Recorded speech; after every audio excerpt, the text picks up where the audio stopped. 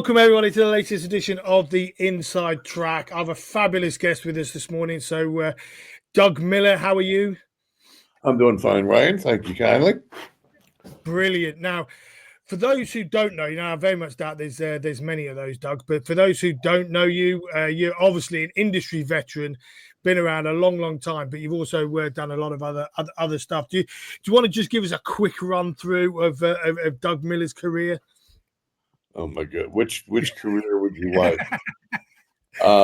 We can start with my first career, which was when I got out of high school, went to college very briefly, got out of that, went to work in my father's career, which was insurance, which I hated. The only interesting thing with that, my office was located directly across the street from Independence Hall in Philadelphia.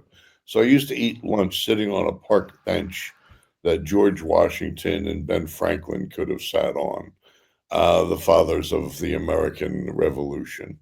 Oh, wow. And that's where they signed the Declaration of Independence. But anyway, that was short-lived. Went to work for 7-Eleven when they owned the stores. I was one of 27. My store was 24 out of 27 when I took it over. When I left, it was 4 out of 28. And they offered me a franchise for $1, and I turned it down. Wow. Let's say some of my maneuvers in my dubious careers have not been advantageous. But that forced me to relook at things, and I went back to university and picked up what turned out to be my second career, which was music. I went to work in the campus radio station. Became a DJ, ran the station until I went and moved up to the next level. But by then I was on a major FM radio station in Philadelphia called WYSP. And if you want, I can actually get into my radio voice. You're with Doug on Quad 94. Now I speak in this very strange little voice. No. So one of the reasons I do not have an accent when people ask me, and they don't realize that, nothing personal, Ryan, you're the one with the accent, not me. It's all compared to what, my friend? So that ended up being, a lot of fun. Sex, drugs, rock and roll. Yes, sir. And went on to produce concerts, specializing in British bands.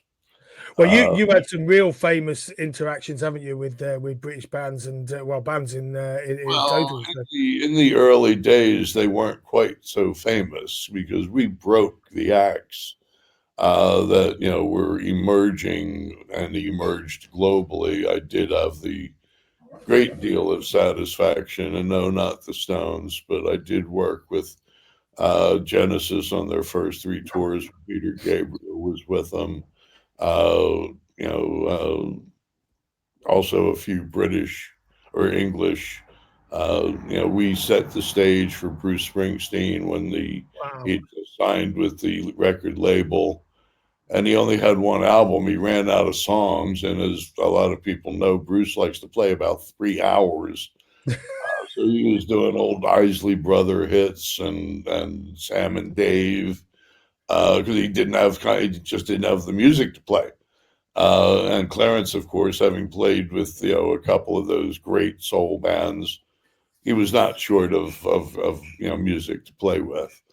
Billy Joel, I threw a birthday party for. Wow.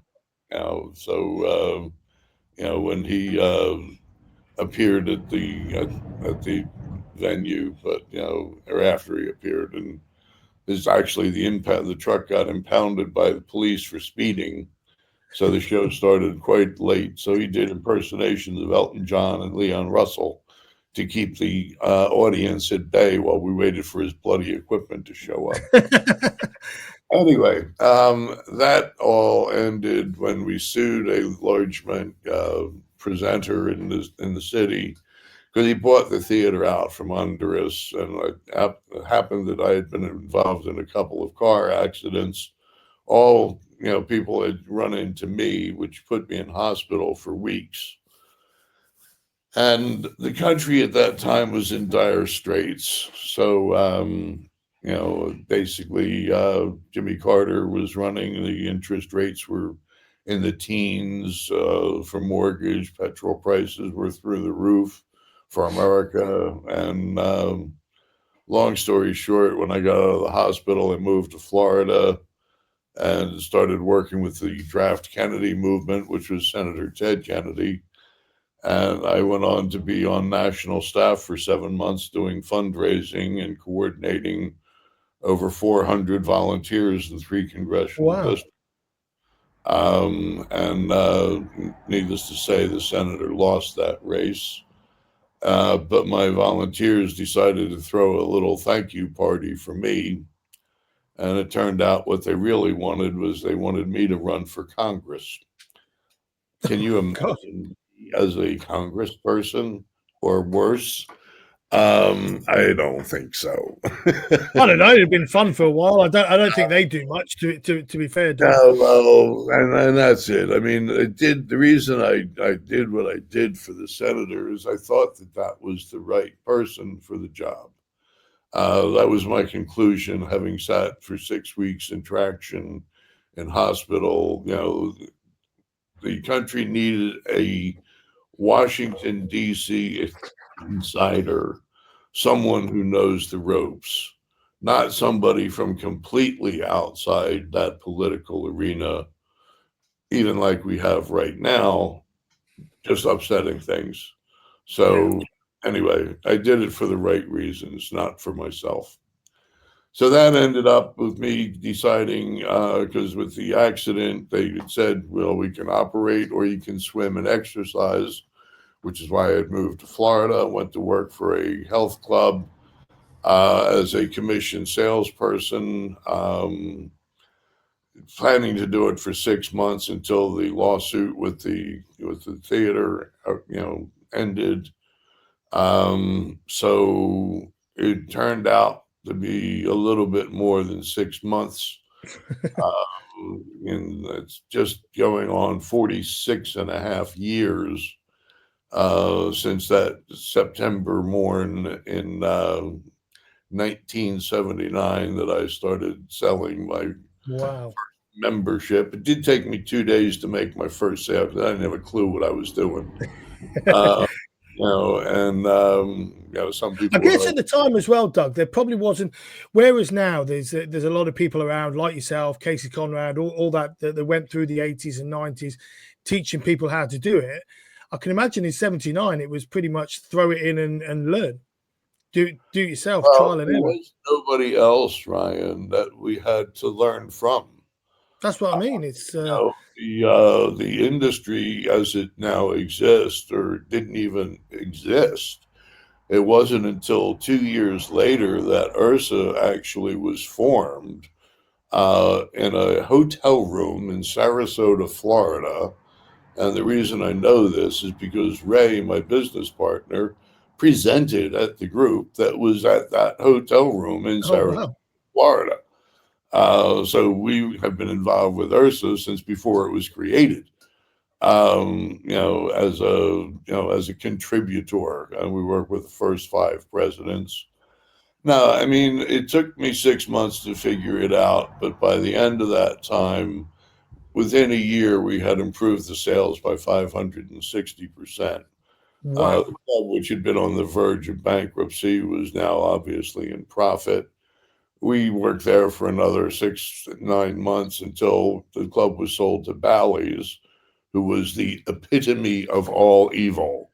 The typical American, thing that you heard and read about, which is the hard pressure sales. Eat them bloody, get whatever loose change you can get out of them, and don't let them out the door without selling a membership. And we hated it. But fortunately for us, there was an article written in a magazine. And this magazine, which was national in the sense that it was just America, but it did go to some clubs in Canada. And they did an article on us, membership sales come out of the dark, and this concurred with that other. So it was the perfect storm. The valleys came in, and we hated our jobs there, but we loved what we were doing. And 120 clubs around the North American market contacted us to see if we could do for them what we had done for the courtrooms. Wow. Number one, I mean, we didn't even know what we had done, Ryan. I mean, you were just doing your job in essence. We were just having fun and making money there. And then we didn't know, if we could do it again. Does lightning strike twice? Not supposedly. And, then the last thing and the most important thing, there was nobody for us to follow. So we didn't know what to charge. We didn't know how much we could get away with. So because we had been on commission, we decided, okay, well, that's what we'll do. And we did a deal. And this is also right when the concept of monthly dues was barely getting started. So, that. What were people doing before then, Doug? If they weren't paying monthly, just paying as they go, or they're paying annually? What was the? You paid annually. There was only 1 month or 1 year. Some clubs would have 6 months. We had what we called a snowbird membership. We only sold annual memberships, day passes, and then when we did in our memberships, we had a 200. This was a large club. It was $220 a year for a membership, just to pay money in the club. To play racquetball, you had to be a member, and you had to pay $220 a year just to have that privilege. Wow. Then for $395, you could have the gym, which consisted of 4 pieces of Nautilus equipment. We didn't have any life cycles yet. We had Monarch ergometers. Treadmills were only in hospitals.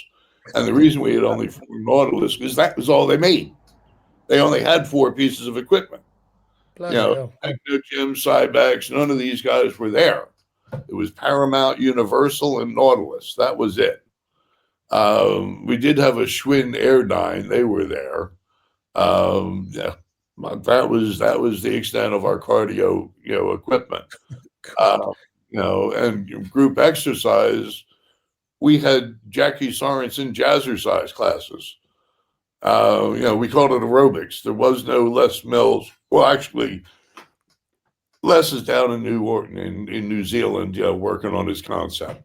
But the rest of the United States was just Jackie Sorensen owned it, and Jane Fonda wasn't even doing her thing yet, nor was Arnold.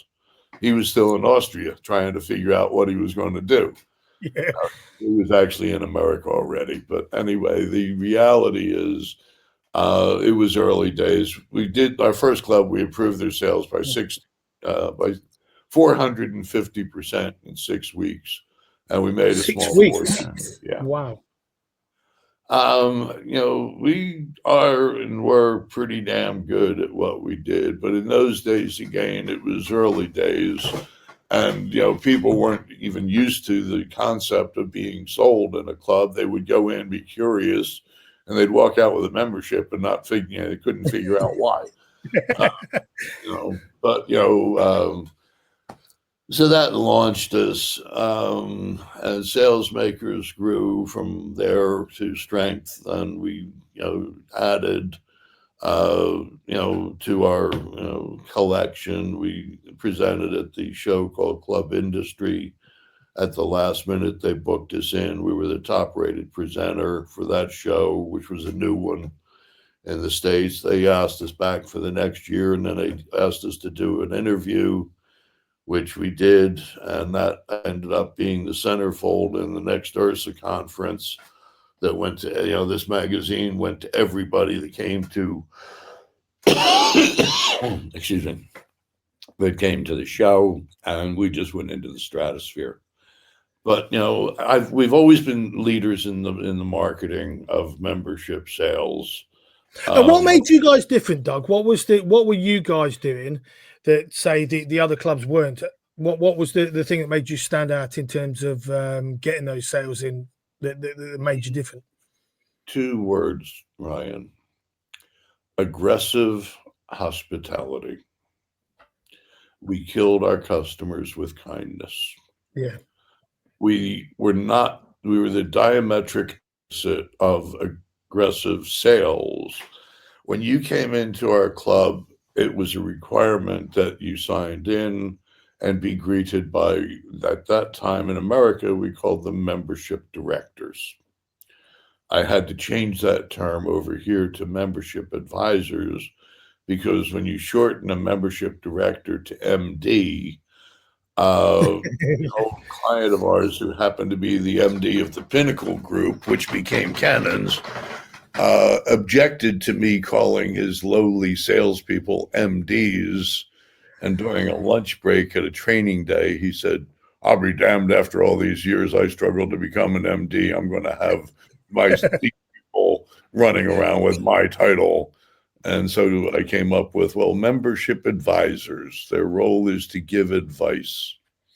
So, thus that by having the membership advisors greet every customer, then when they were following up, it wasn't a cold call. Yeah. We broke it down into 5 simple words or questions that the salespeople needed to ask. SALES, which stood for members, their status, their aims, their lifestyle, their exercise history, and the source. With those 5 questions answered, I can sell a membership to anybody. And we've got particular ways of phrasing those questions to draw out the content from them. And I guess that's probably the start of sitting people down and actually asking what their goals were, asking what they were looking to get out of it. Actually, no. Casey does, recommend that, and a few other people with the lifestyle analysis, but we didn't. We were actually totally against that. Oh, okay. And still are. That when you do that, you're telling the customer they're going to be sold, and they put up the barriers. The barriers come up. The arms are folded. They sit back in their thing, and because they don't want to be sold. They want to buy. Don't get me wrong. They just don't want to be sold. So those three of the questions, the consonants, you ask while you're standing at reception, greeting them.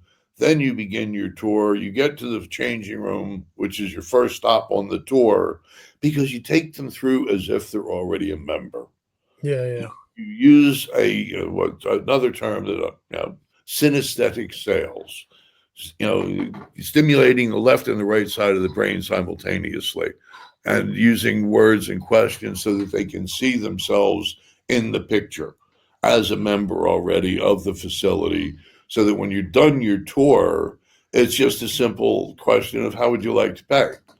It isn't a question, do you want to join? You've already said you wanted to join 8 times during the trial closes that I used on the tour.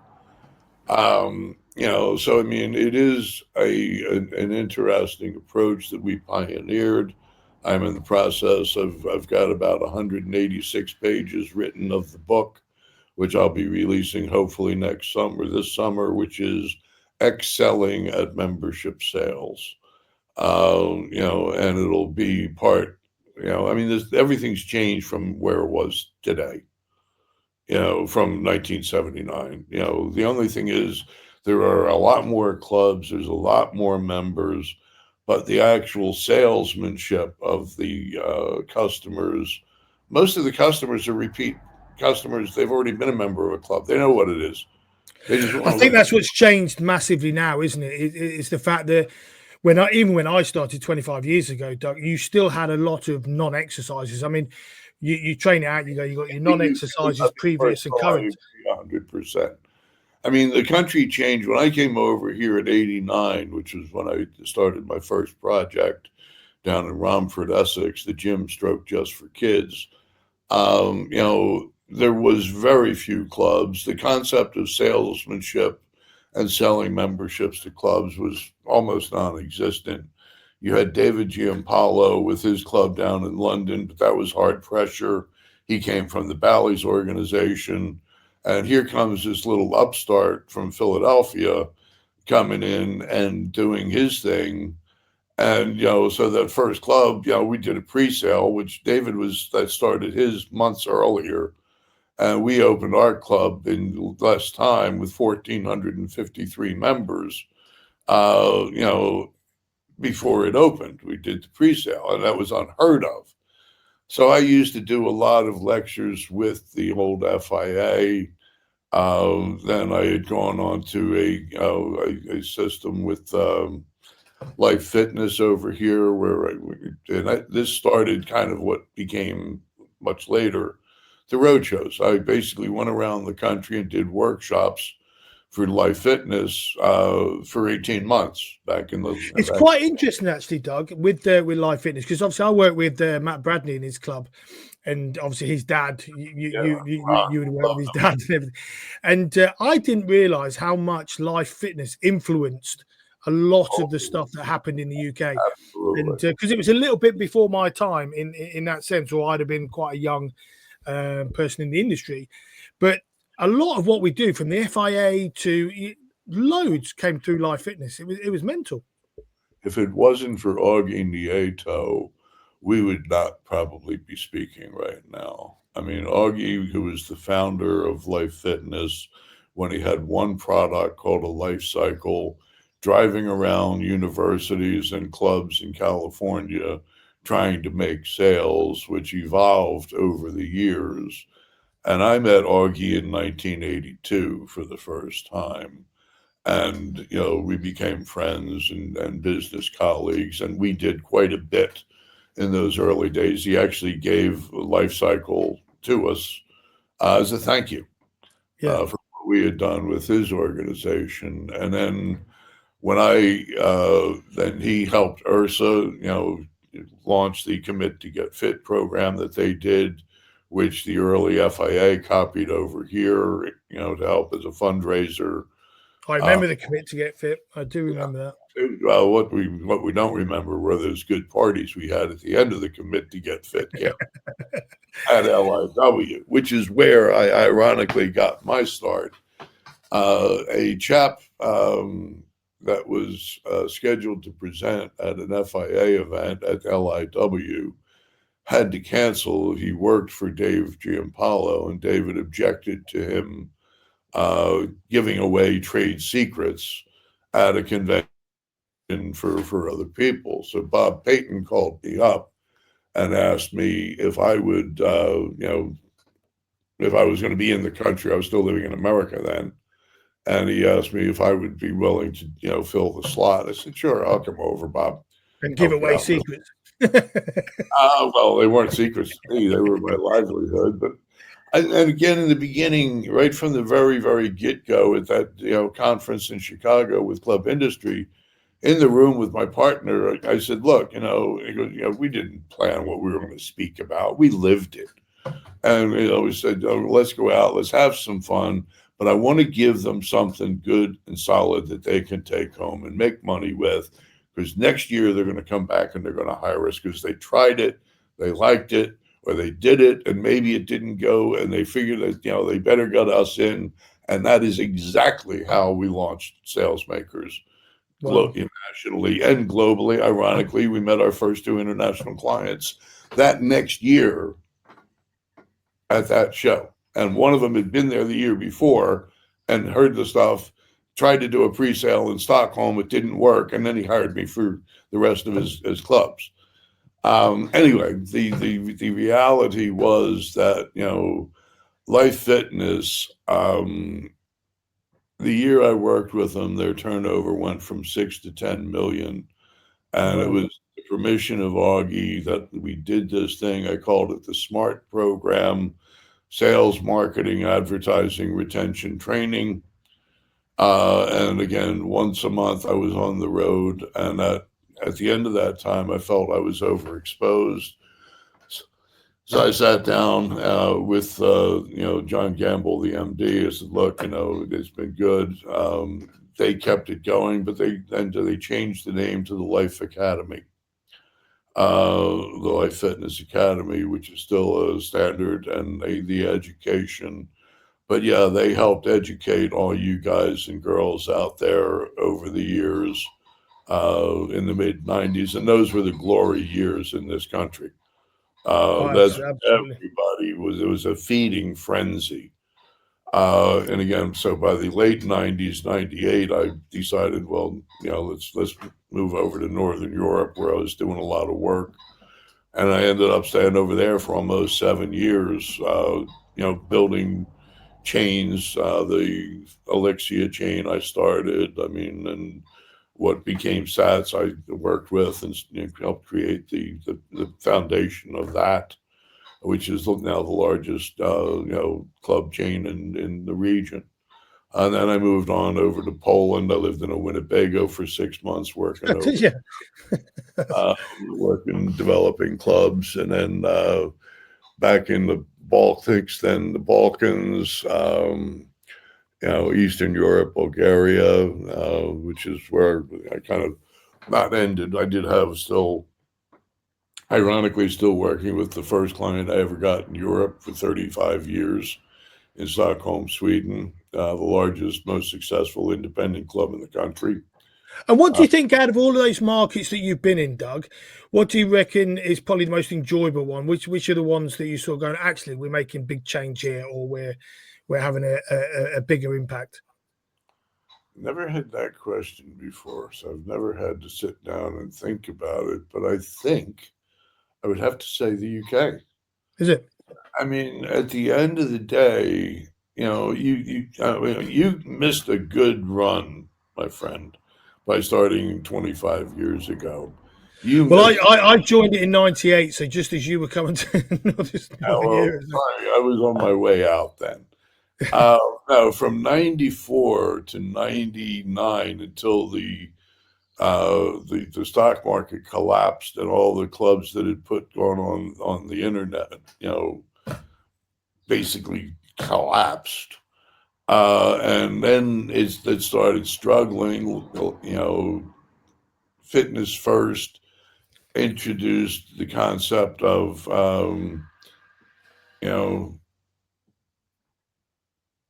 sorry, my landscape gardener just showed up. That's all right. She's upstairs, Keith.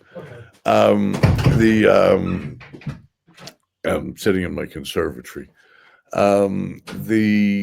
Where was I? Fitness First.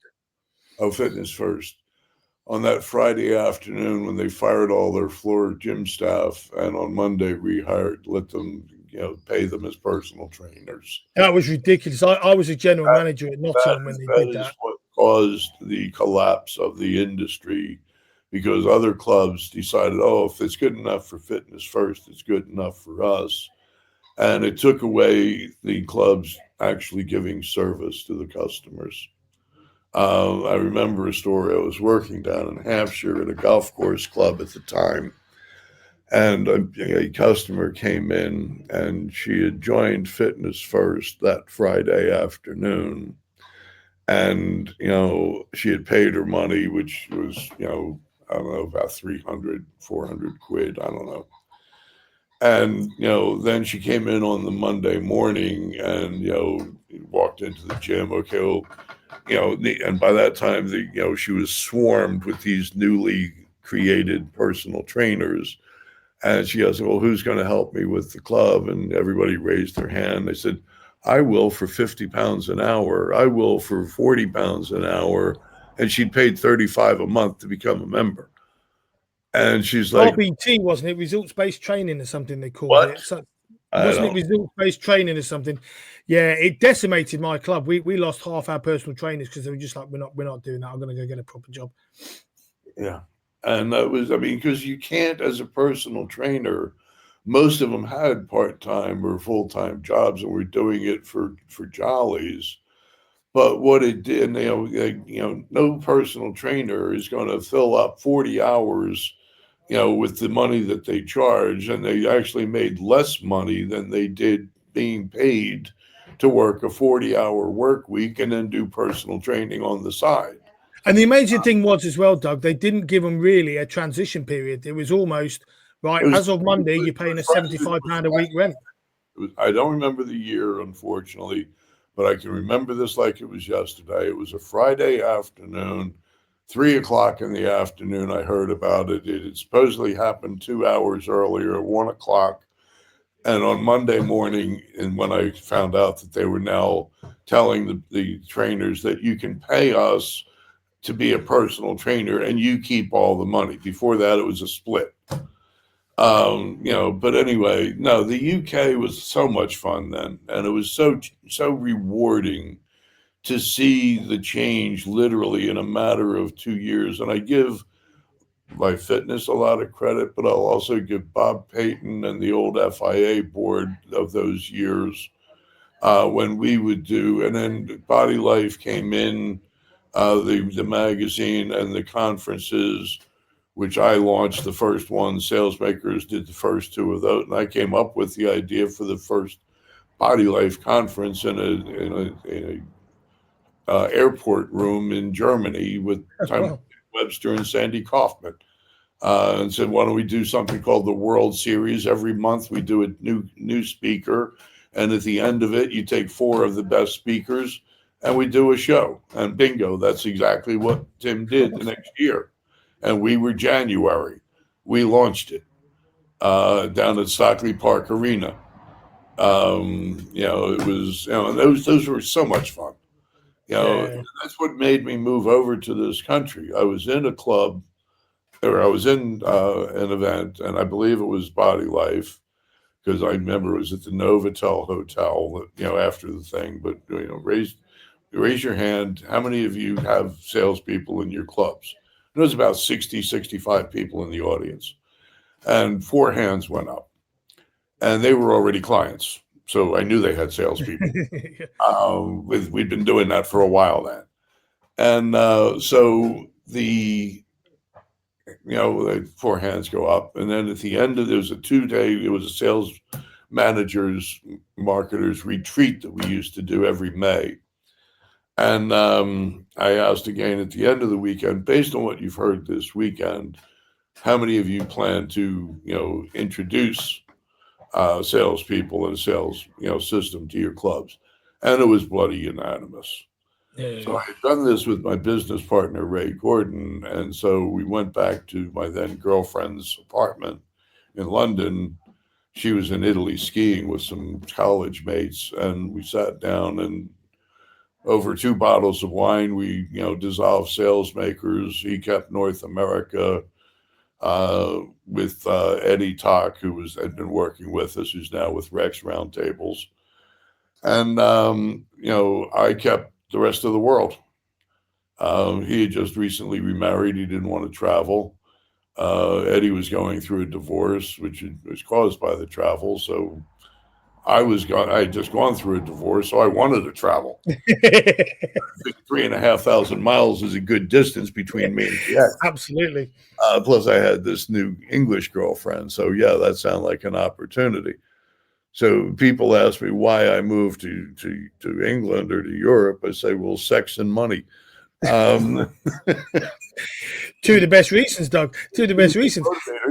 Now, what's quite interesting is, obviously, you've done a lot since then, along the way, which we can come back to if we've got time.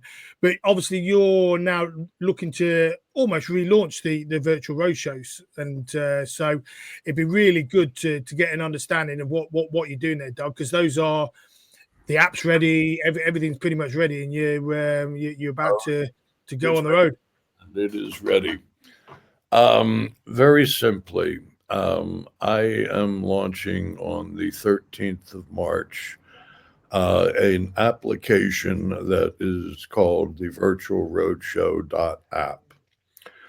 I created the roadshows back in the early 2000s, where I would take a group of my A-list presenter friends and colleagues on the road with me. This is how I did what I did in Northern Europe. And so on Monday, we'd do a full day conference with 4 presenters in Stockholm. On Wednesday, we'd be in Helsinki. On Friday, we'd be in Oslo and Copenhagen and Vilnius. And it was a great way to spread the word about URSA, which had retained me as their URSA ambassador. Because the 2 things about URSA that I felt was the major strengths was the education and the networking. Yeah. The people that you can meet and create relationships with at a live conference when you're given the opportunity can be earth-shatteringly beneficial to your business.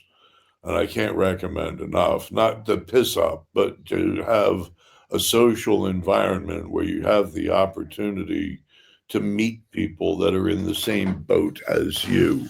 Yeah. So with that in mind, I, did that for years, and Ursa adopted it. They did it in India, they did it in France. They took this concept and rolled with it. And again, those were kind of the glory years of Ursa. And then around the middle of the teens, around 2014, 2015, the internet was just getting going. And it was, I think, 2013, 2014. I was working at a club in Finland, and my sales manager calls me over to the computer and says, I want you to see something. And I see a Facebook page for the club. And I'm like, oh, when did you start that? She said, I didn't. I said, what? She said, a member started it. Oh, I said, wow. you are kidding me. Somebody else I have no control over is marketing my club. No, this is not going to happen. So very simply, I not shut them down. We politely took it over. But I realized how little I knew about the internet. So I started reading this chap by the name of Seth Godin, who formerly worked for Yahoo. He was vice president when Yahoo was top of the heap. And this man still to this day holds the record. Every single day he posts a blog article. Wow. And he's done it for something like 27 years. And so I started reading his books, Purple Cow and some of the other books. And I realized, and I started learning. Then he put up an educational course, a 1 week online university that I participated in. Cost a small fortune, but I learned quite a bit about the internet and how it all works. So when I was forced to start selling memberships without salespeople, when I did my first budget club pre-sale, we came up with joinonline247.com, which was the first online sales bolt-on that clubs could put onto their management software. And then in 2014, I realized, 2015, why the heck am I taking all these people and spending all this money, flying them around the world, paying for hotel bedrooms, being forced to pay their bar tabs? Like, my partner loves it. I like the end result, but I, object to paying for it and everything else. But there you go. Anyway, the reality is Ryan, that the Virtual Roadshow was created in 2016 in December, and the first event was held in Kuwait City. I brought in Alan Leach from Westwood in Ireland. I brought in Dr. Paul Bedford from here in the UK. I brought in Brian O'Rourke from America. I brought in Colin Milner, the director of the International Council on Active Aging. And this guy is presented in front of the UN and the WHO, and the list just Wow. goes on. But I coincidentally trained him as a salesperson in 1984. Is that right? Wow. So we've been friends for a long time. And last and not least, may he rest in peace, Michael Scott Scudder, a man who helped change the landscape for independent clubs in America. And he recorded his last presentation before he unfortunately passed away on the operating table due to complications of a simple surgery, which was a shame. Rocked my world. It was the first time I lost somebody I was close to. But he recorded that as the virtual presenter, and I will still play that at every live roadshow that I do, while we're doing registration to keep his memory alive. He deserves that much. It's the least I can do. But what we did was we streamed it, we recorded it, and it was the first of its kind. This is 2016. I did it in Kuwait. I didn't realize things called the time differences, the fact that people aren't going to get up at some ungodly hour of the morning. But fortunately, I did record it. So everyone that did register, and we had hundreds and we had thousands online watching us, even at that time frame. Very, very few people stayed for the entire thing. They came in, they'd come, they'd go. But that's the great thing about having it as virtual, though, Doug, because you can fit it into your work rather than having to take 2-3 days out or whatever it is of your work week, which people struggle to these days. So being able to jump in and out is brilliant.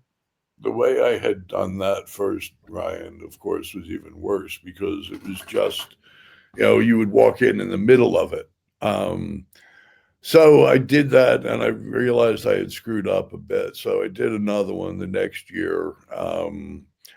And that one, I had Adrian Marks present, Frank Furness, Justin Tamsett from Australia, Dr. Mark Slavin from America, the president of Resistance Training Specialist.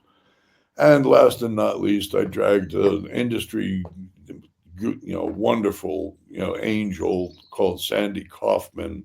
I like Sandy. She had retired. I dragged her out of retirement. She did her last presentation, was recorded at the gym at her club in Bradenton, Florida. And it was recorded and streamed globally. I went into a TV studio in Stockport, and it really set the tone, the lighting, the audio, everything was bloody perfect. And still hadn't dealt with that time issue, but that was, I have since invented a time machine. I'm going to deal with that right now.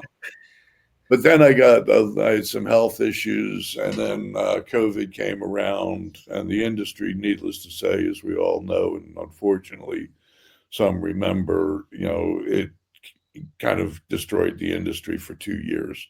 Yeah. And I'm sitting out here in my wonderful property looking at what's going on to myself and thinking, why is nobody helping these poor people? The trade associations were inactive, in their approach, and I include URSA in that. They did sod all to actually, help the clubs deal with it. I took umbrage at those, as it were, consultants out there that were claiming, we can, get you out of this with our experience. Nobody, including me, had experience of how to deal with pandemics. Oh, absolutely. I've dealt with, inflation times, absolutely. And I know how to deal with, selling memberships when we're under stress with inflation or depression or recession, but not pandemic. Nobody did. Well, you couldn't account for shutting a business down for what 6 months out of 9 or whatever. You just can't cope with that. It's not normal. Also, a lot of countries in like Northern Europe, they were allowed to be in the gym, but they couldn't take group exercise, or there had to be X amount of distance between people. Everyone needs to wear a mask. And clubs were losing 30 to 70% of their bloody membership base in months. So there was countless closings, mergers, acquisitions. A lot of people took advantage of the time to buy clubs out of fire sale, cheap and cheerful. But we came out of it, thank God. And it basically then I got sick again. And so now I'm completely healthy. I'm, as people ask me, I'm fat, happy, and healthy. And it's the healthy bit that I'm looking forward to. But unfortunately, over those last 6 years, something has happened. It's called aging. And if you look closely, you might see the lines. And this used to be blonde. Things have changed a bit. But So during the COVID times, I worked with a friend of mine that develops applications. And what I am launching on the 13th with the app is an application that you download to your phone or your tablet, Android, whatever. Um, and you will then have access to the Virtual Roadshow Speakers Bureau 24/7, 365. And the I think speaker, it's such a fabulous idea. So, I mean, people have, instead of having to go to the roadshow, they've just got it on their phone whenever they've got time. They can literally just bring it up and watch some great speakers. the, I've seen some of your list. It's brilliant. the best part of it, Ryan, is the very simple fact that, um, yeah, at the Speakers Bureau, I've got 37 of most of the best presenters in the world. And the beauty is that, a subscriber can actually take the session that we record and stream and share it with their staff. I mean, have you ever gone to a conference and you've seen a presenter who was brilliant and you took voluminous notes and you went back to your team and you said, "Oh, I saw this guy, Doug Miller, he was fantastic. He had so many great ideas." And, and you try to describe it to him and it gets lost in translation. Absolutely. It's what we call the Chinese whisper, or whisper down the lane, where you whisper a secret in somebody's ear and it goes through 17 people and it comes out completely different at the end. This eliminates that completely, because now you can sit with your staff in your conference room. You can play back the conference. You can rewind. You can pause. You can fast forward to the bit you want. And you also don't have to pick and choose who's watching it. So what used to happen, you go to a conference and you'd have to go, right, who's going to benefit from this most, or who are the most senior? Those guys are going to get all the benefits from listening to yourself and all your great speech. But then the staff that really don't have the experience and probably would benefit more from that don't get it. And this way, everybody gets the opportunity to have that experience of listening to great knowledge. The way that I'm positioning it is that, rather than, I'm not going to be Netflix, I'm going to be more like Apple TV with quality as opposed to volume. I'm front loading it with some of the presenters that we've already done and recorded. So I've got some great presentations already stored there. But every Thursday at noon GMT, I'm uploading a new presenter. And when they go onto the app, they'll find the archive that's recorded of the previous presentations. And if they go into the events section, they'll see the list of which presenter is speaking when. They can actually book it with a reminder to remind them that, the presentation that they want is coming up. They can then also, I've got another diary in there, an events calendar of every conference and event that's going on globally, and then highlighting those conferences where one of the Virtual Roadshow alumnus are actually presenting, so they have the chance to see them live. Wow. And saying that I'm actually going to be presenting and doing what we used to do in those good old days of the early 2000s.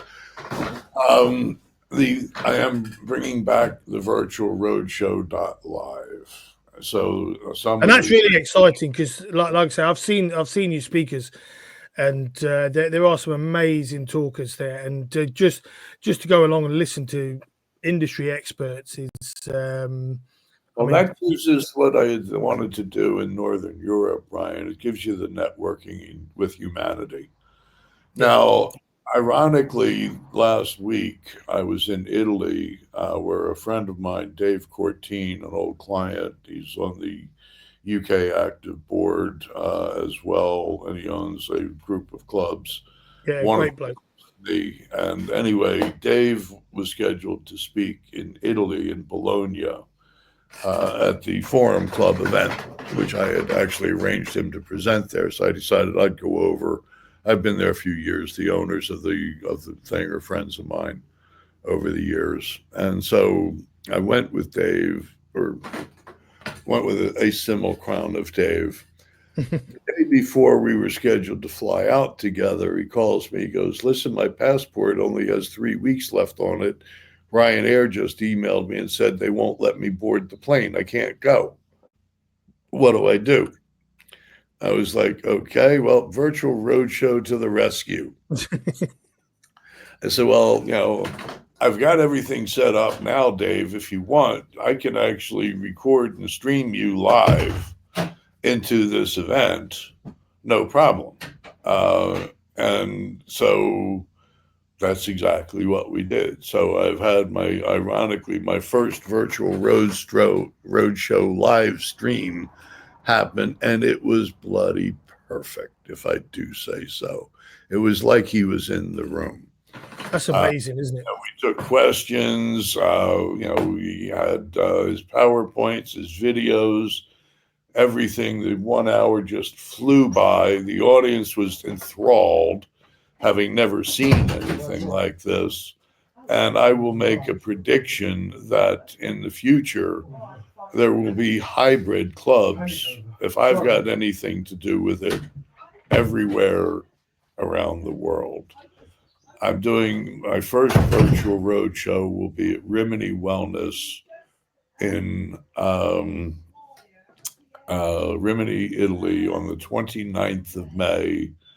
And I've got a somewhat interesting lineup. I'm bringing Casey Conrad over from America. She'll be one of the presenters. I love Casey talking. She's one of my favorite presenters. I've got Dr. G, Glenda, coming over. Since it is a wellness show, I think wellness should be the theme here at this event. Well, she's an amazing talker as well. I could sit for hours, but then again, she's one of my best mates. So talk for England, mate. She just goes on. Once she's like the Energizer bunny. She just don't stop. Energy. Oh no, she's ace.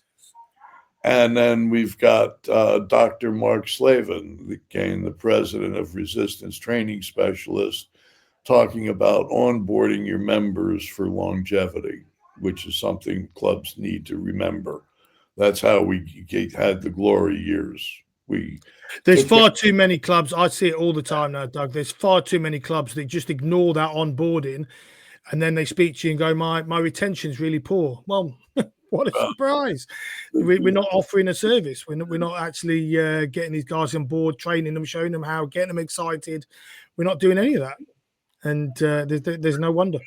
Retention, Ryan, and this is, I know, sounds like sacrilege. Don't even bother, trying or attempting to measure retention. What you should be measuring is attrition, and doing something about the back door. The front door will take care of itself.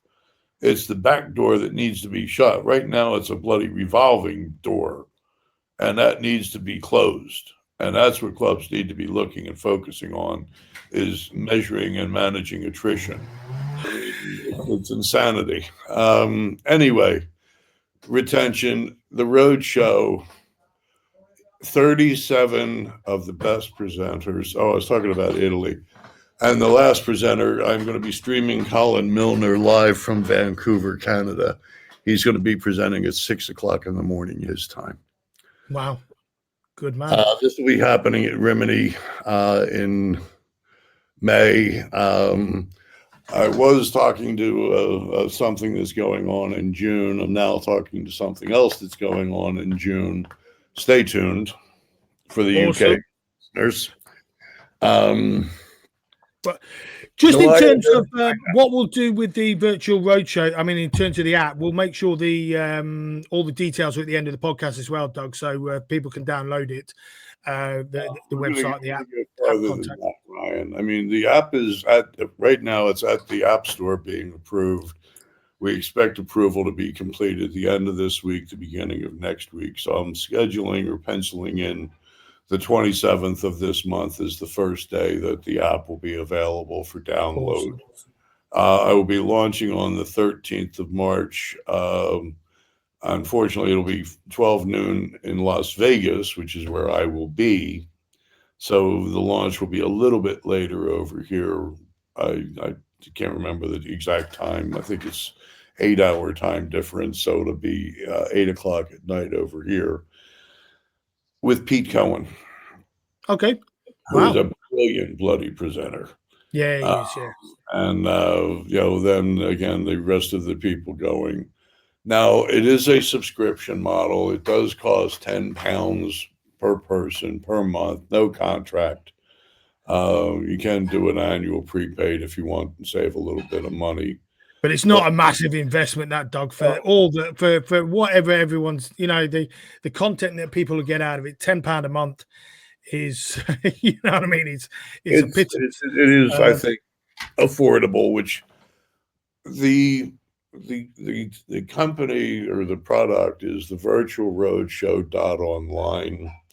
Our strap line, the slogan is, "We virtually bring the industry to you with AI actual intelligence." And the mission statement is, "We want to improve the fiscal fitness of your fitness business." This is where I'm coming from with this thing. So, with that in mind, if you are listening to this podcast before the 15th of April, I'm going to give you a little gift. You may have a complimentary 1 year subscription to the Virtual Roadshow app for yourself and for all of your staff in all of your clubs. Wow. All completely free, 1 year per person. All you've got to do is put in as your voucher phrase, "inside track."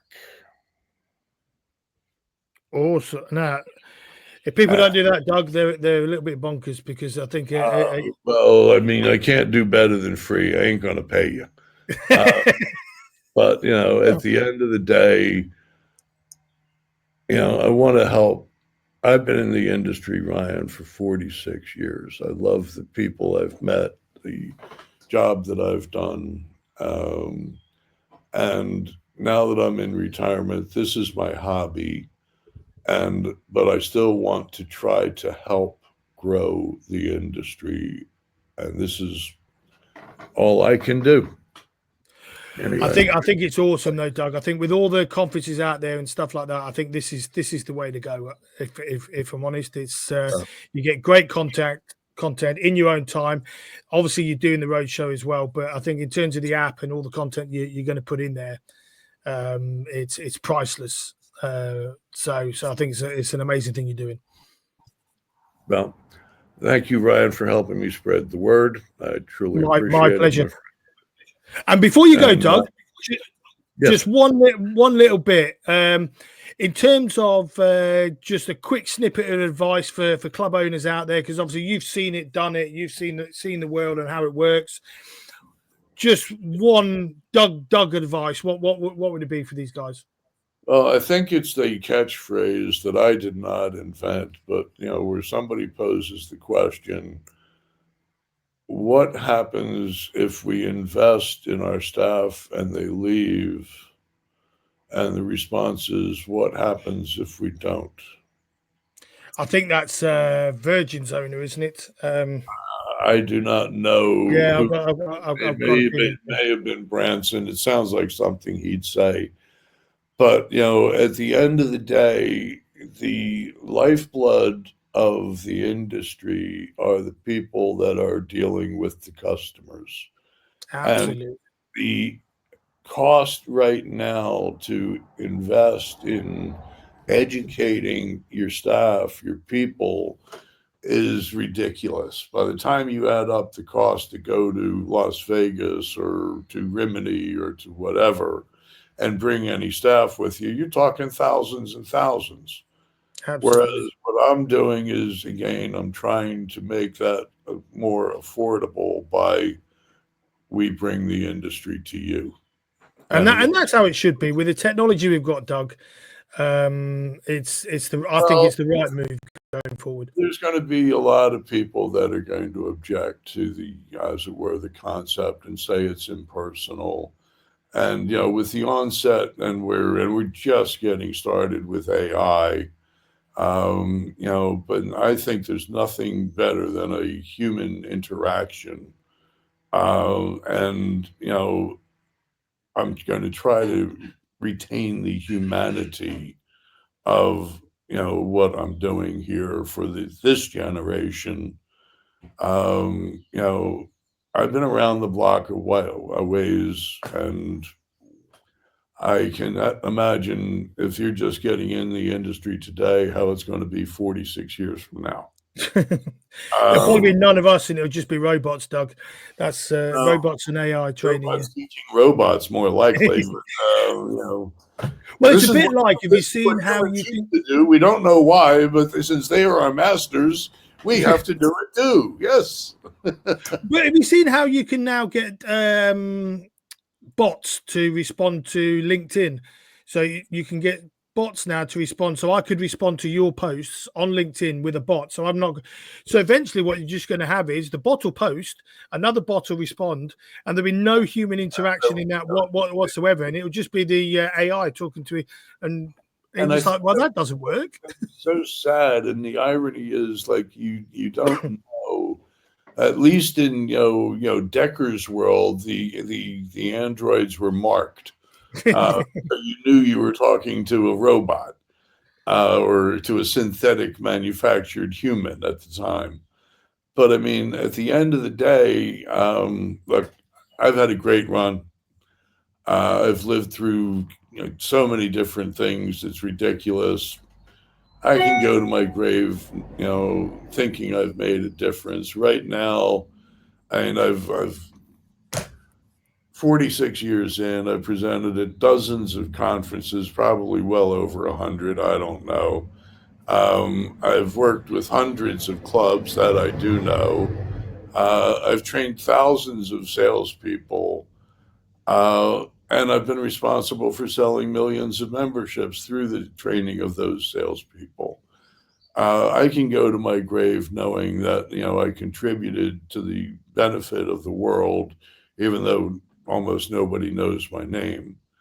But I actually the interesting thing, Doug, is how many lives you will have changed over those years in terms of getting people healthy, more active, more, it's quite an interesting thing to look at. You'll never know, but you will have done. I can't imagine, Ryan, but I know that I've done good. But I actually think that my legacy will be the Virtual Roadshow, because that will continue after I'm gone. The way I've had it all set up, it will be in perpetuity. And as long as I and my partner own it, this is the way it's going to be. I'm not going to be selling out to anybody in the foreseeable future. If it happens, it'll probably be after I'm gone. But regardless, Salesmakers, my old company, we had two rules, Ryan. Number one, you don't work for me, you work with me. And rule number two is, if we're not having fun, we're not going to do it. And that's been a mainstay for 46 years, and that's going to be there again. I adhere to the Jimmy Buffett philosophy of life of growing older but not up. So I think on that probably we can wrap up here. I was going to say that's probably a great place to end, Doug. So I think I agree on that. Really appreciate your time this morning. Now, if anybody wants to get in touch with Doug, obviously the launch is in mid-March, so we'll put all the dates and everything at the end of the podcast. But if anyone wants to get in touch with Doug, all his details will be on the end of the podcast as well. But really appreciate your time, Doug. Always fascinating to talk to you. I love our conversations. So enjoy the rest of the day. You can go out and see what your gardener's been up to now. Gardener and get a cup of coffee. All right, nice one. Really appreciate your time, Doug. Take it easy. Bye now. Bye-bye. Bye. Ciao.